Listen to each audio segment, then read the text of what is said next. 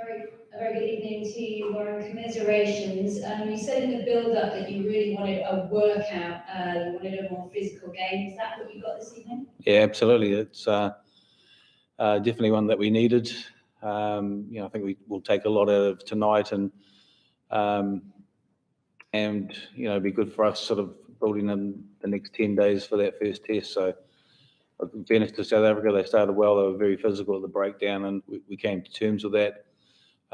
So proud of the boys coming from 17-3 down, to come back and finish so strongly in the second half. So I thought we were finishing over top of them, and but it just goes to show, I think these test matches are going to be a real arm wrestle, and that's what it was this evening. It was as close to a test match as you're going to get. Could you just tell us what you learned about the Lions this evening, but also what you learned about South Africa? Didn't probably learn a huge amount from South Africa, because they did a lot of the things that we expected. They kicked a lot of box kicking, very aggressive and direct with their running, and particularly in that first half. But what I was pleased about was our set piece. I thought we scrummed outstandingly well. Thought we defended their mauls particularly well, and so there's a few things that we need to brush up in terms of a few accuracies. We got over the line a couple of times, had a couple of tries disallowed, and we felt when we look back at it, we've had a charge down where they've scored, and then we've allowed Colby to have a little bit of space, and they've from a kick where we felt on reflection we probably should have box kicked it rather than kicking it to the open side. So look, those are things that we can fix up and just make sure that we don't give them those chances and opportunities. We've done that in a few games as well, so there'll be a lot of learning from that. Is there an injury update at all on Liam Williams going off for his HIA, and Wyn Jones looked like he's holding his shoulder? Yeah, Wyn had a bit of a stinger in the shoulder, but I think he's going to be fine, and Liam will need to go through the HIA protocols over the next week to get his return to play. So, but apart from that, everyone else I think has come through pretty well. And you mentioned in the television coverage that the arrival of Wyn Jones is likely to see him return as tour captain. Can you just talk us through how that will happen? Well, I'll just wait until he arrives tomorrow, and then we'll sit down and we'll have a conversation and talk about where we go from here. He's been taking a full part in training. He'll have 2 or 3 days of isolation before he can start fully training with us, which will be next Monday. So we'll just reintegrate him back into the camp, and we'll sit down. I'll sit down with him and Connor, and we'll have a chat about where we go for the rest of the tour. Thank you, Warren. Yes. Sure. Yeah, Warren, with Mara Itoje playing so well and Henderson playing so well, is it a formality that Wyn Jones gets back into the test team? No, it's not. He hasn't had any rugby for the last 3 weeks, even though he's been taking a full part in training and stuff. So, it's something that we won't make a decision on there. So yeah, it's gonna be a conversation about what we do with the team, because I think in the game at the moment, having guys come off the bench is incredibly important, and having guys who can come off and make a difference. And I thought our bench was pretty good today and gave us an impact, and that's going to be incredibly important in the test matches, that we have players who come off the bench and can really give you something, who can give you energy, but also that experience and ability to be able to change a game. So, those are the things that there's no guarantees of anyone being selected. So those discussions will take place after Saturday's game. What did you make of them after all their COVID and isolation problems? Did you sense they were wilting in the second half, and that there was a sort of fitness issue because of what's been going on?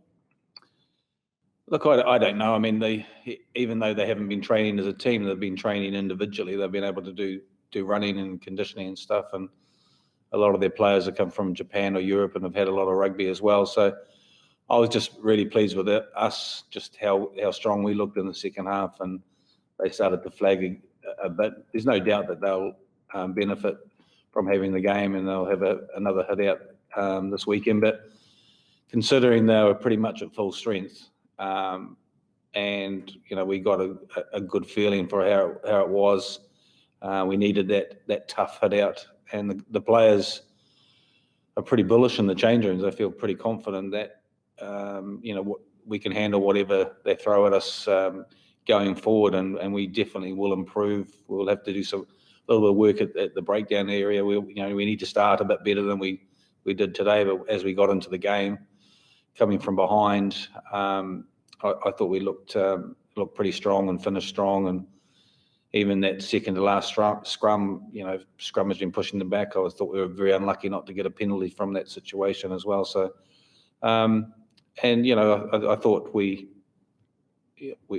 a few calls went against us, but that happens in international rugby as well. So I'm not blaming the referee, but a couple of tight calls, we had a couple of tries disallowed. So lots of positives for us, and things that we can easily fix in terms of some of the things that we gave them to keep into the game. Thanks, Warren. Hi, Warren. When you go into this game, was there any sense of you not wanting to reveal your hand fully? Were you sort of keeping a few things back for the test series? Yeah, there's been some plays and things that we've been working on that we'll work hard on next week. It's important that you want to keep a few things back, and we have been doing that. So that's the exciting thing about that. And like I said, the players are pretty positive about that performance, and knowing that we can still improve a lot. So I think it's going to be an incredibly exciting test series, and one where we can go in with a lot of confidence. Hey, Warren, how's it going? Yeah, good, thank you. Just a couple of the minor things that I'm sure you're much more happy with the hit out again and a good test, but a couple of the things that the ref, Gatland can go after and look at. Chris Harris maybe got late hit in the lead up to when Lewis going to try to close to try, and then the Fat de Klerk contact he got a yellow card for. Just what were your thoughts about that? I can't really remember the Chris Harris one. I definitely thought that there was contact with the head on the Fat de Klerk one. The officials saw it differently, and you just got to roll with it really in terms of that. They ended up down to 13 men in that situation. They gave away a huge number of penalties, particularly in their own 22. So I from myself reviewing, I thought there was definitely head contact, but he's given a yellow card, and you've got to accept that decision. And the last one for me was Razzie was just having his press conference there close by, and he was saying again that they're playing the Bulls on Saturday. But he once again kind of mentioned the possibility that if it didn't work out, they could play you again. I suppose you could never say never on this tour, but to you guys, you're up against Storms on the weekend. Yeah, I think I'd hate to see the game against the Stormers lost from our perspective, because those Stormers players, they get sort of a once in a lifetime opportunity to play against the Lions, and for that game to be taken away from them would be incredibly disappointing. I think the Bulls must be disappointed that they lost the game as well. So we really want to fulfil that fixture, and I think we would have got a lot more out of tonight than potentially South Africa. So I'm pretty comfortable with fulfilling that fixture, and then us being able to work over the next sort of 10 days or so.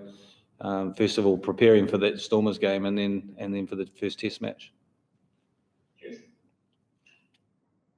All right. Can I ask about Connor, how you led in-game decisions that maybe you made when you were down 13, so the day you were down 13 men, tapping those penalties right over the scrums, And also, if you don't bring Alan back in next week to start, how comfortable will you be having her captain the team again in that test series we get tomorrow?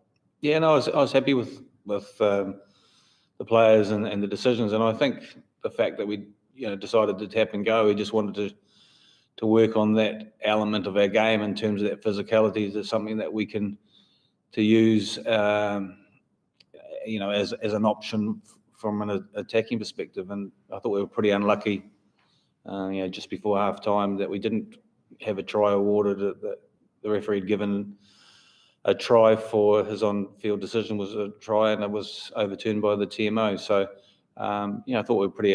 If that had been awarded, it would have been 100% the right decision. And you've got to back the players out there to make the right calls and the right decisions. And I thought, he did a really good job during the week in terms of leading the side. And I was very, very happy with the way he did that, and I'm pretty happy with his performance also. Were you surprised to see Master Rasmus running around the pitch as a water boy? It's a little bit interesting, yeah. So you won't see me doing that, but sort of different strokes for different folks, I suppose. A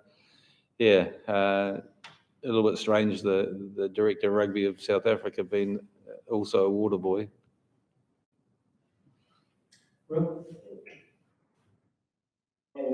After that, we pretty much played the best playable Springboks team, albeit then called the A team. Do you have a clearer picture in your mind about test selection, or is it more muddled now? Oh, I think we've got so many choices. So the guys have a run out on Saturday, and like I said, it's making sure we get the balance between picking the right 15 that are going to start. But I'm also conscious of making sure we have a really powerful bench to come off and keep the momentum and have an impact. In that last sort of 30 minutes or so.